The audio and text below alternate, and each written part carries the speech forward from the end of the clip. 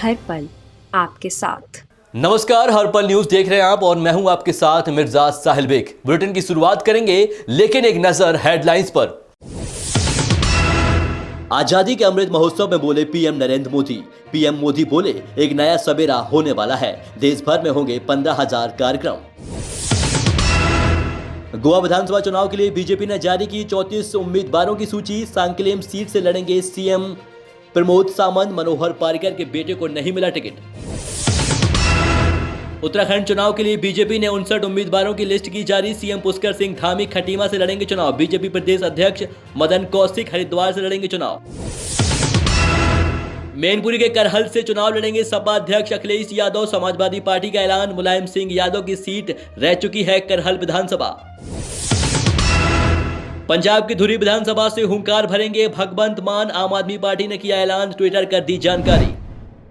चलिए अब रुक करते हैं खबरों की ओर। पीएम नरेंद्र मोदी ने गुरुवार को आजादी के अमृत महोत्सव की स्वर्णिम भारत की ओर कार्यक्रम के शुभारंभ समारोह को संबोधित किया है। पीएम मोदी ने कहा है कि हमारे और राष्ट्र के सपने एक ही हैं। एक नया सवेरा होने वाला है। जब संकल्प से साधना जुड़ी तो कालखंड बनना तय है। उन्होंने कहा है कि सबका साथ, सबका विकास और सबका विश्वास देश का मूल मंत्र है। और पीएम मोदी ने कहा है कि ब्रह्म कुमारी मुख्यालय से बड़े अभियान की शुरुआत हुई है। इसके तहत देश भर में 15,000 कार्यक्रम होंगे। और पीएम ने कार्यक्रम में कहा है, कितना भी अंधेरा छाए, भारत मूल स्वभाव नहीं छोड़ता। पीएम मोदी ने कहा है कि आज करोड़ों भारतवासी स्वर्णिम भारत की आधारशिला रख रहे हैं और हमारी प्रगति राष्ट्र की प्रगति में निहित है। राष्ट्र का अस्तित्व हमसे है और राष्ट्र से ही हमारा अस्तित्व है। यह एहसास नए भारत के निर्माण में भारतीयों की सबसे बड़ी ताकत बनता जा रहा है। हम ऐसा समाज बना रहे हैं जिससे कोई भेदभाव ना हो। पीएम मोदी ने कहा है कि आजादी में नारी शक्ति का बड़ा योगदान है। जब संकल्प के साथ साधना जुड़ जाती है, जब मानव मात्र के साथ हमारा मम भाव जुड़ जाता है, अपनी व्यक्तिगत उपलब्धियों के लिए इदम न मम यह भाव जागने लगता है, तो समझिए हमारे संकल्पों के जरिए एक नए कालखंड का जन्म होने वाला है, एक नया सवेरा होने वाला है।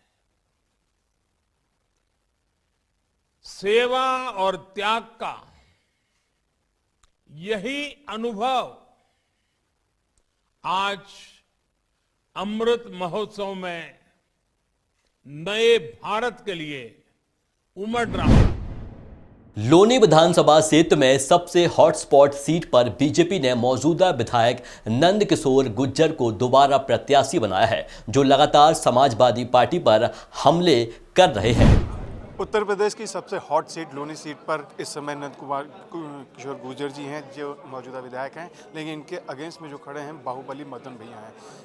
लेकिन किसी भी तरह से ये पीछे हटने वाले नहीं है। इस बार हालांकि समाजवादी पार्टी कह रही है कि इस बार उनकी सरकार बनने वाली है।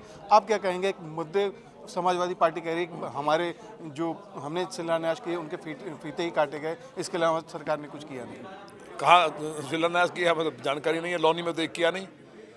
अगर हम लौनी की बात करते हैं तो लौनी में तो एक काम हुआ नहीं उनके द्वारा। लौनी में उनके द्वारा जो हुआ, गहरे गहरे गड्ढे यहाँ की पहचान थी। माफिया, लौनी का नाम सुनते लोग कांपते थे। प्लान यहाँ से लोग कर रहे थे, हड्डी मिल चलती थी, डकैती, मर्डर, हत्या, बलात्कार, ये लौनी का एक चेहरा था, जिसका प्रमाण ये था कि बॉलीवुड में जिला गाजियाबाद मूवी बनी। आज लौनी के अंदर चारों तरफ सड़कें, डिवाइडर्स, लाइट, एक भी 12वीं का स्कूल नहीं था यहाँ, एक हॉस्पिटल नहीं था। आज लौनी के अंदर शानदार हॉस्पिटल बन के तैयार है 100 बेड का। 12वीं के 2 इंटरमीडिएट राजकीय हमारे तैयार बन के, डिग्री कॉलेज पूरी तेज़ी से काम चल रहा है, बन के तैयार है। एक ITI बन के तैयार है, हमारा कंप्लीट है। पद सृजन का काम चल रहा है। और जो मेट्रो पहली नगर पालिका बनी जहाँ मेट्रो आई है, बस अड्डा शानदार बनवाया। जल निकासी पे बड़ा काम कराया हमने। बिजली के 10 बिजली घर बनवाए। सारे रोड आप देख रहे हैं, फ्लाईओवर से लेकर के लौनी को GDA से कोई विभाग ऐसा नहीं है जिसने जी खोल करके माननीय मुख्यमंत्री जी के नेतृत्व में लौनी को 6100 करोड़ रुपए के लगभग काम हुआ है। आने वाले समय में जब एलिवेटेड रोड बन जाएगा तो लौनी में लोग, दिल्ली के लोग शॉपिंग करने आएंगे। लौनी को हम एक हाईटेक सिटी आदर्श विधानसभा बना रहे हैं। तो ये जो समाजवादी की बात कर रहे हैं, तो मेरे यहाँ एक काम बता दें उन्होंने क्या किया है। उन्होंने ये जरूर किया था कि एक पिलर जो है खड़े दिल्ली सहारनपुर रोड पर, आप जाके उसको शूट कर सकते हैं। 455 करोड़ का घोटाला है उनका। ये तमाम अखबारों में भी छपा था, सब के सामने है इसका जो रिपोर्ट आई थी। ठेकेदार यहाँ से भाग गए इन्हें छोड़ के, क्योंकि ये कमीशन चाहिए था इनको। तो लौनी के अंदर शानदार काम हुआ है। जो पार्टी आतंकवादियों को सपोर्ट करती हो, जो पार्टी बलात्कारियों को सपोर्ट करती हो, कांवड़ यात्रा को रोकती हो, कार सेवकों पे गोली चलवाती हो, जिन्ना जैसा जो आदमी बदमाश वाहियात व्यक्ति था उसके सपोर्टर हों, जिन्होंने 5 लाख हिंदुओं का कत्ल कराया, भारत माता के टुकड़े किए। इस पार्टी ने पिछली बार आतंकवादियों को रिहा करने का आदेश दिया था, तो इनकी सीट आई थी 48। इस बार जिन्ना की पूजा शुरू की है, इनकी सीटें आएंगी 8। हिंदुस्तान का या उत्तर प्रदेश का कोई भी व्यक्ति जिन्ना को, आतंकवाद को बर्दाश्त नहीं कर सकता, चाहे किसी धर्म जाति का हो। मेरा सवाल ये था कि लोनी सीट पर पूरे उत्तर प्रदेश की निगाह है, क्योंकि यहाँ पे बाहुबली जो हैं वो लड़ रहे हैं आपके खिलाफ। हिंदू वर्सेस मुस्लिम करने का आरोप आपके ऊपर लगाया जा रहा है। नहीं, हिंदू वर्सेस मुस्लिम का कौन सा आरोप है? हमने तो कोई किया नहीं है आज तक। या सबका काम हम लोग करते हैं। और रही बात, बार बार आप बाहुबली कर रहे हैं, कल आपने देखा नहीं नामांकन में अपना नाम ही भूल गए। उनका बीमार और याददाश्त इतनी कमज़ोर है, बीमारी के कारण अपना ही नाम भूल गए। कोई बाहुबली नहीं है लौनी में, ना अली ना कोई बाहुबली, सिर्फ बजरंग बली है। और बजरंग बली इतने प्रसन्न हैं भगवान श्री राम का मंदिर बनने के कारण कि इनको गदा मार मार के राष्ट्र विरोधियों को अपने जहाँ स्थान है ना वहाँ पहुँचाने का काम करेंगे। अगर हम राज्य की बात करें तो आपकी नज़र जो है प्रदेश पर कैसे दिखाई देती है? क्या पिछली बार 303 का जो नारा दिया था, इस बार 303 से ऊपर जाने की बात कही है माननीय अध्यक्ष जी ने, JP नड्डा जी ने, और योगी जी भी कह रहे हैं कि 303 से ऊपर ही है। पहले हम 300 पार का नारा था, अब 350 पार है। 350 पार भी इसलिए, प्रदेश की जनता तो ये चाहती है कि इन आतंकवादियों के सपोर्टरों को, जिन्ना के सपोर्टरों को और बलात्कारियों के सपोर्टरों को, कार सेवकों को, गोली चलाने के वाले लोगों को, इनको एक भी सीट ना मिले। लेकिन विपक्ष भी चाहिए ना, हमारा तो बड़ा मन है, इसलिए उन्हें भी 10-20 सीट तो मिलनी चाहिए विपक्षियों को भी, तो वो हम दे देंगे। यानी विपक्ष विहीन जिस तरह संसद है उसी तरह विधानसभा करने की पूरी तरीके से तैयारी कर रहे हैं। नहीं, विधानसभा तो थी, कोरम पूरा था ही नहीं, तो हमें बनाया, हमने दया की उन लोगों पे। इस बार वो भी नहीं बचेंगे।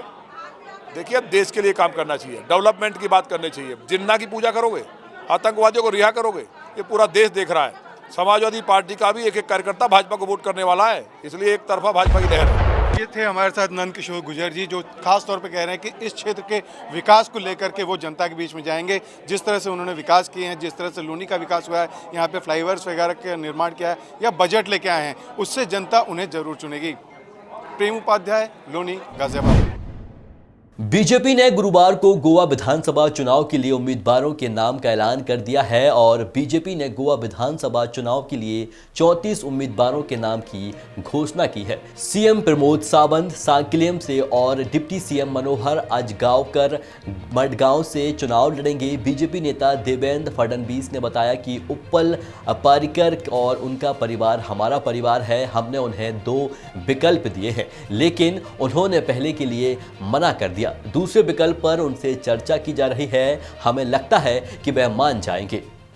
जनप्रिय, लोकप्रिय और ईमानदार गोवा के मुख्यमंत्री डॉक्टर प्रमोद सावंत जी, वह सांकली से विधानसभा का चुनाव लड़ेंगे।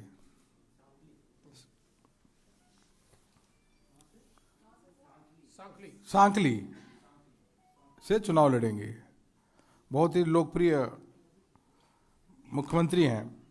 मडगांव से श्री मनोहर अजगांवकर, जो अभी डिप्टी सीएम हैं, वह वहां से चुनाव लड़ेंगे।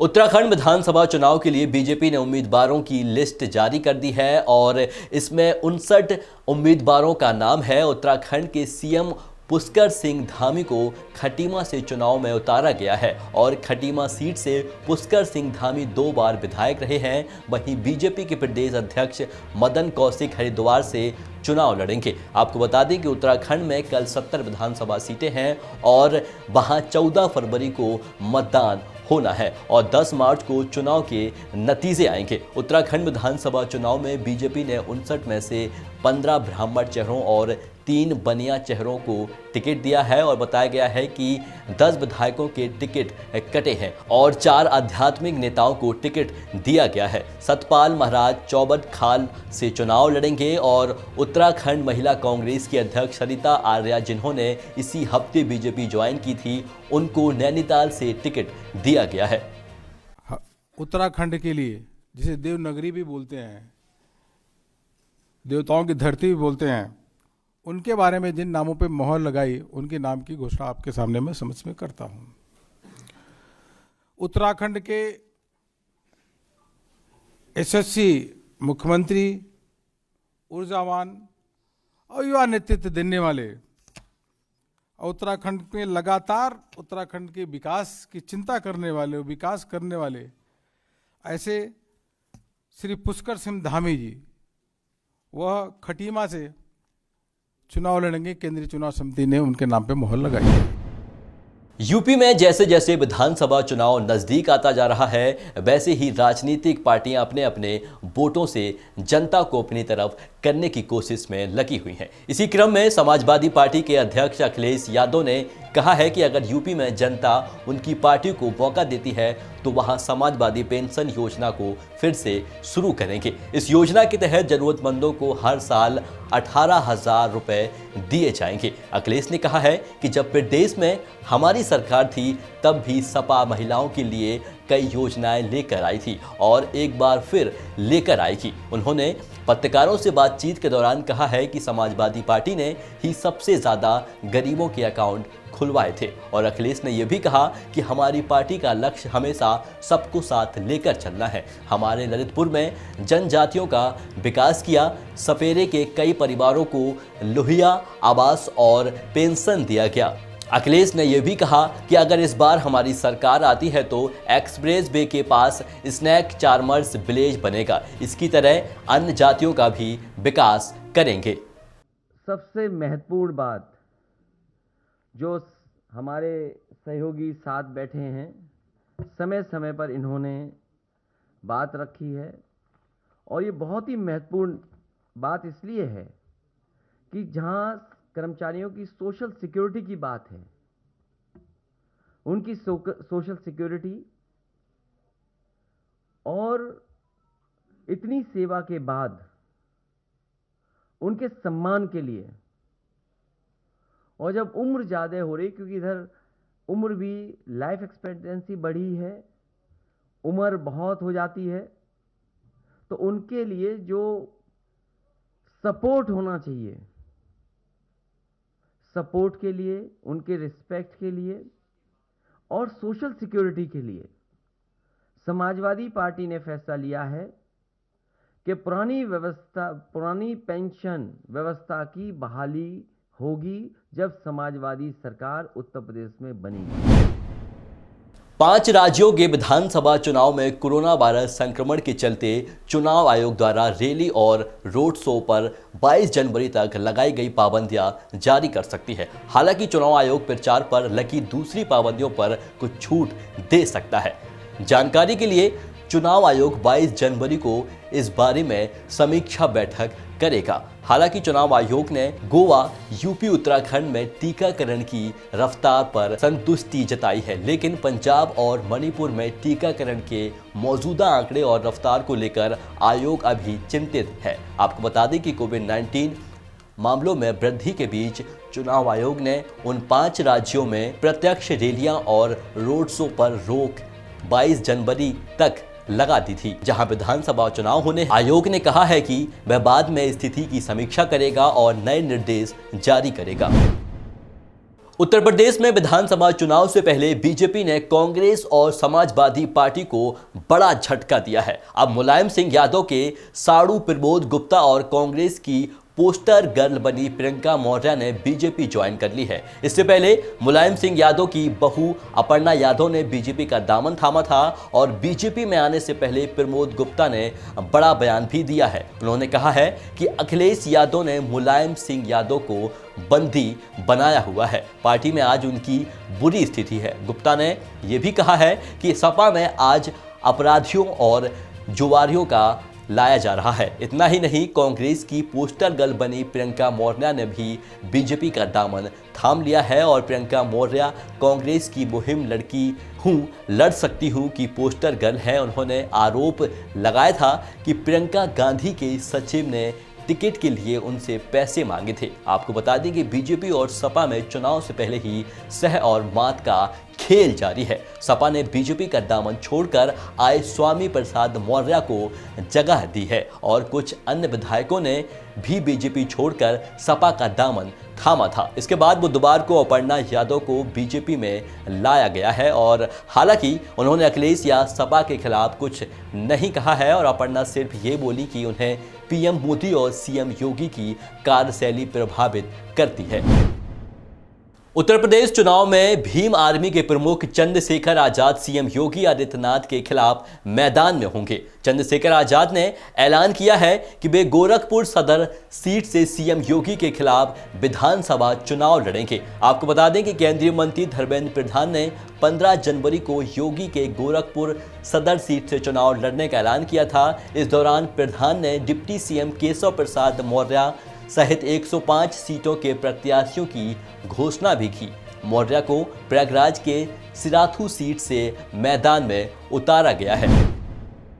उत्तर प्रदेश विधानसभा चुनाव के लिए कांग्रेस महासचिव प्रियंका गांधी ने प्रत्याशियों की दूसरी लिस्ट जारी कर दी है। इस लिस्ट में महिलाओं को प्राथमिकता दी गई है। कांग्रेस की इस लिस्ट में 41 नाम हैं, जिसमें 16 महिलाएं शामिल हैं। इससे पहले कांग्रेस ने अपने 125 प्रत्याशियों की लिस्ट जारी की थी। पहली लिस्ट में 50 महिलाओं को जगह दी थी। कांग्रेस अध्यक्ष सोनिया गांधी के सदस्यीय क्षेत्र रायबरेली में पार्टी को आखिर वह झटका लग ही गया जो पहले ही तय हो गया था।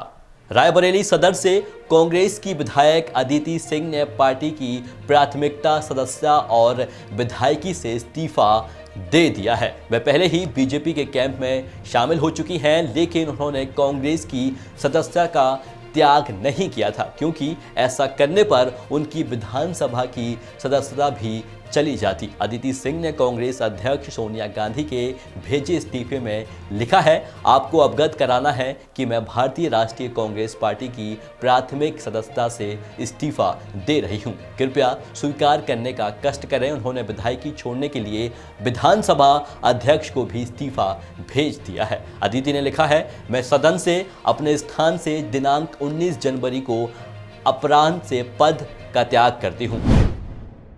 यूपी विधानसभा चुनाव के लिए उम्मीदवारों का ऐलान कर ओवैसी लगातार सबको चौंका रहे हैं। उत्तर प्रदेश में होने वाले विधानसभा चुनाव के लिए असदुद्दीन ओवैसी की पार्टी AIMIM ने उम्मीदवारों की तीसरी लिस्ट जारी कर दी है। उम्मीदवारों की तीसरी लिस्ट में भी ओवैसी की पार्टी ने 2 हिंदू उम्मीदवारों को टिकट देकर सबको चौंका दिया है। AIMIM ने 7 उम्मीदवारों की तीसरी लिस्ट जारी की है, जिसमें हस्तिनापुर विधानसभा सीट से विनोद जाटव और रामनगर विधानसभा सीट से विकास श्रीवास्तव को उम्मीदवार बनाया है।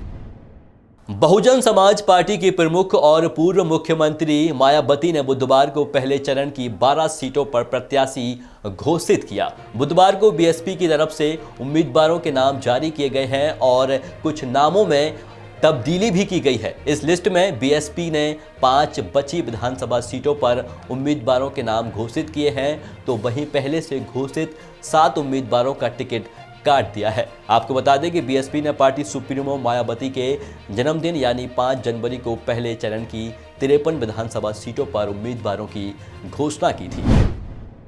उत्तर प्रदेश में पहले चरण की वोटिंग से महज 20 दिन पहले एक हैवीवेट प्रत्याशी ने अपना नामांकन वापस ले लिया है। इस प्रत्याशी का नाम है अवतार सिंह बढ़ाना, जो जेबर सीट से सपा आरएलडी के संयुक्त प्रत्याशी थे। उन्होंने जेबर से चुनाव नहीं लड़ने का फैसला किया है। उनकी जगह पर इंद्रवीर सिंह भाटी को प्रत्याशी बना दिया गया है और जेबर विधानसभा से आरएलडी और समाजवादी पार्टी के गठबंधन प्रत्याशी अवतार सिंह भडाना मैदान से पीछे हट गए हैं। वे अब जेबर सीट से चुनाव नहीं लड़ेंगे और अवतार सिंह भडाना ने कोविड-19 संक्रमित होने के चलते नाम वापस लेने की बात कही है। हालांकि जिस वक्त अवतार सिंह भडाना के पीछे हटने की बात आई है उसमें 2 घंटे पहले भी वह ट्विटर पर प्रचार कर रहे थे और जेवर सीट से अवतार सिंह भडाना के पीछे हटने को सपा आरएलडी के लिए बड़ा झटका माना जा रहा है। अवतार सिंह भडाना की गिनती बड़े गुज्जर नेताओं में की जाती है और 2017 के चुनाव में अवतार सिंह भडाना मुजफ्फरनगर की मीरापुर सीट से बीजेपी के टिकट पर विधानसभा चुनाव जीते थे, लेकिन किसानों के आंदोलन के दौरान इस्तीफा दे दिया था। गृह मंत्री अमित शाह शुक्रवार को लखनऊ दौरे पर आ रहे हैं, जिसको लेकर बीजेपी कार्यकर्ताओं ने रैली की तैयारियां शुरू कर दी है। वहीं पार्टी के नागरिकता और संशोधन कानून के समर्थन में प्रदेश में 6 बड़ी रैलियां तय की गई है। आपको बता दें कि अमित शाह लखनऊ दौरे के दौरान सीएए के समर्थन में चल रहे हैं और अभियान को तेज गति प्रदान करेंगे और सीएए के बारे में सही जानकारी भी देंगे और नागरिकता संशोधन कानून के प्रति लोगों को जागरूक करेंगे।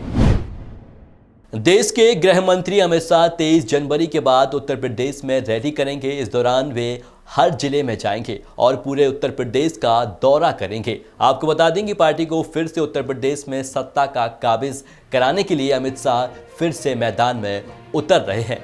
बीजेपी के एक बड़े नेता ने दावा किया है कि बीजेपी की सीटें इस बार 300 पार होंगी और बीजेपी नेता ने दावा किया है कि पहले और दूसरे चरण के माहौल से कहा जा सकता है कि बीजेपी फिर से 300 पार सीटें जीतने जा रही है। पहले और दूसरे चरण में बीजेपी अभी तक घोषित सीट्स में से 83 सीटें फिर से जीतेगी। आपको बता दें कि उत्तर प्रदेश की जनता पिछले कई चुनावों में फिर से स्पष्ट बहुमत की उम्मीद नजर आ रही है।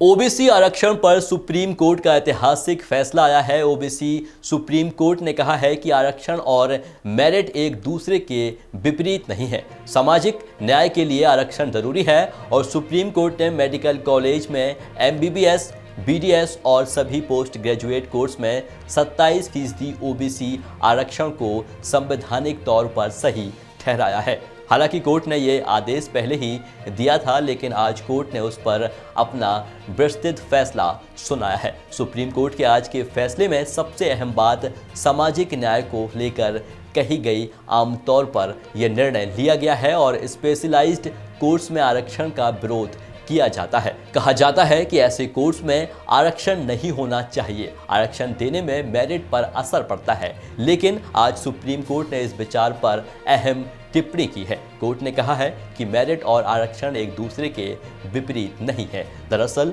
आरक्षण समाज न्याय के लिए जरूरी है। उत्तर पूर्वी दिल्ली दंगे मामले में गुरुवार को पहली सजा हुई। दिल्ली की करकरडूमा कोर्ट ने दिनेश यादव नाम के एक शख्स को 5 साल की सजा सुनाई है। अभियोजन पक्ष के वकील आरसीएस भदौरिया ने इस बात की पुष्टि की है। यादव को एक महिला के घर से लूट और आगजनी के मामले में 5 साल की कैद दी गई है। दिल्ली के गोकुलपुरी के भागीरथी बिहार में 70 साल की महिला मनोरी का घर है और जिसमें लूटपाट कर आगजनी करने के आरोप में कोर्ट ने इसी इलाके में रहने वाली दिनेश यादव को 5 साल की सजा सुनाई है। यह पहला मामला है जब उत्तरी पूर्वी दिल्ली में हुए भीषण दंगों में किसी को सजा सुनाई गई है। 25 दिसंबर 2020 को मनोरी नाम की महिला के घर में लूटपाट के बाद आग लगा दी गई थी और दंगाई उनकी मवेशी एक चोरी कर ले गए थे। अरुणाचल प्रदेश के एक युवक के लापता होने के बाद नरेंद्र मोदी सरकार हरकत में आ गई है। भारतीय सेना के स्थानीय कमांडर ने हॉटलाइन पर चीनी सेना से संपर्क किया है ताकि युवक की सुरक्षित वापसी हो सके। युवक का नाम मिराम तारोन बताया जा रहा है और वे अरुणाचल प्रदेश से है। रक्षा सूत्रों के मुताबिक जानकारी के आधार पर भारतीय सेना ने पीएलए से संपर्क किया है और तय प्रोटोकॉल के तहत उनसे युवक को वापस करने में सहायता मांगी गई है। फिलहाल चीन की ओर से जवाब का इंतजार है और उधर अरुणाचल प्रदेश से लोकसभा सांसद तापिर गाव ने दावा किया है कि चीन की पीपुल्स लिबरेशन आर्मी ने राज्य में भारतीय क्षेत्र के अपर सियोंग जिले से 17 साल के एक किशोर का अपहरण कर लिया है और उन्होंने कहा है कि चीनी सेना से सियुंगला क्षेत्र के लुंगता और इलाके के किशोर का अपहरण किया गया है और सांसद ने लोअर सुबनसिरी जिले के जिला मुख्यालय जीरो से कहा है कि पीएलए से बचकर भागने में कामयाब रहे। तरुण के मित्र जॉनी यंग इंग ने स्थानीय अधिकारियों को अपहरण के बारे में जानकारी दी है। सिख समाज ने अयोध्या में भव्य गुरुद्वारा बनाने के लिए मुख्यमंत्री से जमीन की मांग की है। सरदार परमिंदर सिंह ने अयोध्या शहर के गुरुद्वारा पहुंच के माथा भी टेका है और सरदार परमिंदर सिंह ने बताया है कि मुख्यमंत्री से मुलाकात के दौरान अयोध्या में एक भूखंड की मांग की गई है जिसमें एक भव्य गुरुद्वारे का निर्माण कर सके और सरदार परमिंदर सिंह ने कहा है कि वे चाहते हैं जो भी श्रद्धालु भगवान राम के दर्शन करने अयोध्या आए तो वे गुरुद्वारे में भी आए और उनके रहने की व्यवस्था भी हो, उनकी लंगर की भी व्यवस्था होगी। और उन्होंने बताया कि सनातन धर्म और मजबूत करने के लिए यह पहल की जा रही है। इसके साथ ही सिख समाज चाहता है अयोध्या में उसे एक भूखंड मिले जिस पर एक भव्य गुरुद्वारे का निर्माण हो सके। ये अभी जब साहिबजादा दिवस का कार्यक्रम माननीय मुख्यमंत्री जी के आवास पे किया गया था तो हमने वहाँ निवेदन किया था माननीय मुख्यमंत्री जी से कि इस राम जन्मभूमि का सिख समाज से बड़ा गहरा नाता रहा है। सिख गुरुओं के आगमन के भी यहाँ प्रमाण हैं। गुरुद्वारा ब्रह्म कुंड में गुरु महाराज के शस्त्र भी रखे हुए हैं। 1858 में यहाँ निहंगों के विरुद्ध FIR भी हुई थी और जिसको सुप्रीम कोर्ट ने भी एक्नॉलेजमेंट में एज एविडेंस लिया है। हमारा ये विनती है और ये एक सनातन समाज को मजबूत करने के लिए प्रार्थना भी है कि जो दर्शनार्थी प्रभु श्री राम के चरण स्पर्श करने आए, चरण रज लेने आए, माथा टेकने आए तो वो हमको एक गुरुद्वारे के लिए बड़ा भूखंड दिया जाए ताकि हम यहाँ पे एक गुरुद्वारे का निर्माण करें ताकि उस दर्शनार्थी को, उस तीर्थयात्री को वहाँ पे रिहाइश भी मिले, गुरु का लंगर भी मिले और एक अपनापन मिले और साथ में उसको एहसास हो कि सिख समाज सदैव सबके लिए है, बगैर जात पात धर्म का भेदभाव किए हुए हम सबके लिए वहाँ पे लंगर की सेवा करना चाहते हैं। अब जम्मू कश्मीर और लद्दाख में भी दिल्ली पुलिस के अधिकारियों की पोस्टिंग हो सकेगी। केंद्रीय गृह मंत्रालय ने इसके लिए आज आदेश जारी कर दिया है। संयुक्त कैडर के आदेश के मुताबिक जम्मू कश्मीर के IPS अधिकारियों को भी राजधानी दिल्ली में तैनाती हो सकती है और वहीं आदेश के मुताबिक जम्मू कश्मीर और लद्दाख में UP कैडर के अधिकारियों की पोस्टिंग को हार्ड पोस्टिंग माना जाएगा। हरियाणा के टोहाना में अपनी मांगों को लेकर जिले भर की सैकड़ों आंगनबाड़ी और वर्करों ने कैबिनेट मंत्री देवेंद्र सिंह बबली के कार्यालय का घेराव किया है। इस दौरान कैबिनेट मंत्री देवेंद्र सिंह बबली की गैर मौजूदगी में उनके भाई मनोज कुमार को मुख्यमंत्री के नाम मांग पत्र सौंपा है और आंगनबाड़ी वर्करों ने उन्हें चेतावनी दी है। वर्करों ने कहा है कि अगर मांगे पूरी नहीं हुई तो कैबिनेट मंत्री देवेंद्र सिंह बबली की आवास का घेराव किया जाएगा और वहीं पड़ाव डाला जाएगा। आंगनबाड़ी वर्करों ने सरकार पर वादा खिलाफी का आरोप लगाया है। मांगे जो है हम मांग पत्र दे चुके हैं अपना, और वैसे तो हमारी मेन मांग थी कि कर्मचारी का दर्जा दिया जाए, लेकिन यह आंदोलन जो है वो 2018 में हमारी जो आंदोलन चला था तो जो समझौता सरकार के साथ हुआ था उस सरकार ने उसका नोटिफिकेशन जारी नहीं किया है और उन्हीं मांग मुद्दों को लेकर हम दोबारा 8 तारीख से फिर हड़ताल पर बैठे हैं। अयोध्या क्राइम ब्रांच की स्वाट टीम और कुमारगंज पुलिस की 2 शातिर टप्पेबाज लुटेरों को गिरफ्तार करने में सफलता मिली है। आपको बता दें कि स्वाट टीम और कुमारगंज की पुलिस जब इटोजा मोड़ पर चेकिंग कर रही थी तभी बाइक पर सवार 2 बदमाश भागने की कोशिश की, जिस पर पुलिस ने पीछा कर उन्हें गिरफ्तार किया। उनकी निशानदेही पर 2 अवैध असला, 2 कारतूस, लूट में प्रयोग करने वाली मोटरसाइकिल और बैंक से लप्पेबाजी कर उड़ाए गए 35,000 रुपये बरामद किए गए हैं। यही नहीं, कोतवाली नगर क्षेत्र से भी टप्पेबाजी में 2 मामलों में 8,000 रुपये पुलिस ने बरामद किए हैं। दरअसल विधानसभा चुनाव को लेकर सघन चेकिंग अभियान के तहत कुमारगंज पुलिस के हत्थे यह दोनों लुटेरे पड़ गए, जिसके बाद टप्पेबाजी की 3 मामलों का खुलासा हुआ है और पकड़े गए शातिर अपराधियों पर कई मुकदमे दर्ज हैं। दोनों अपराधी थाना मवई क्षेत्र के रहने वाले हैं। पाकिस्तान से गुरुवार को धमाके की खबर सामने आई है। बताया जा रहा है कि लाहौर के लोहारी गेट के पास गुरुवार दोपहर तेज धमाका हुआ। धमाके के 5 से ज़्यादा लोगों की मौत हो गई और 22 से ज़्यादा घायल बताए जा रहे हैं। ये संख्या अभी बढ़ भी सकती है। धमाके की वजह से आसपास की दुकानें और मकानों की खिड़कियां के शीशे टूट गए और गाड़ियां भी क्षतिग्रस्त हुई हैं। पुलिस अधिकारियों ने बताया है कि विस्फोट के कारण जमीन में 1.5 फीट गहरा गड्ढा हो गया और घायलों को मायो अस्पताल में भर्ती कराया गया है। इलाके में रोजाना सैकड़ों लोग आते हैं।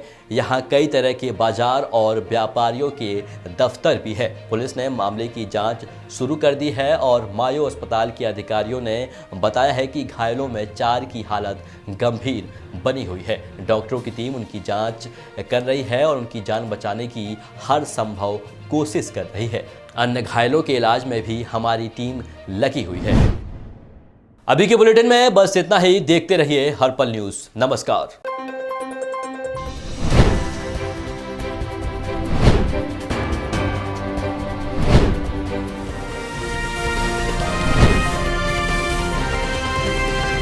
हर पल आपके साथ।